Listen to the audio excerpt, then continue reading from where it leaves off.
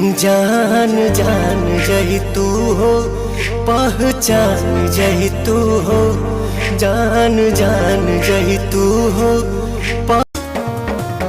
ना लौट पड़े हथियारों की है पावर इतनी यारों की, ना लौट पड़े हथियारों की है पावर इतनी।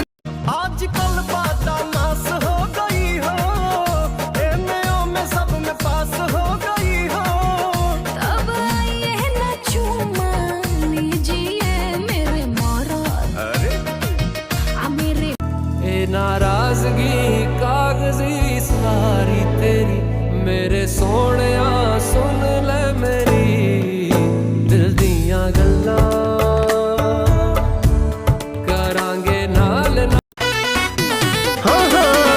साझे से नाच देखे गईला बारात में, भइल बड़ा है हर अपन में हर छोड़ी रात में। ये गमछा लेने से तुमको गंवार लगते हैं, अरे ये गमछा लेने से तुमको गंवार लगते हैं। तुमको क्या पता बबनी कि गमछवे से हम रंगदार लगते हैं।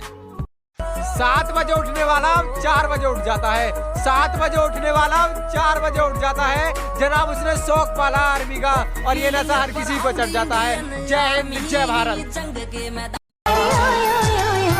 हम तो दीवाने हुए यार, तेरे दीवाने हुए यार।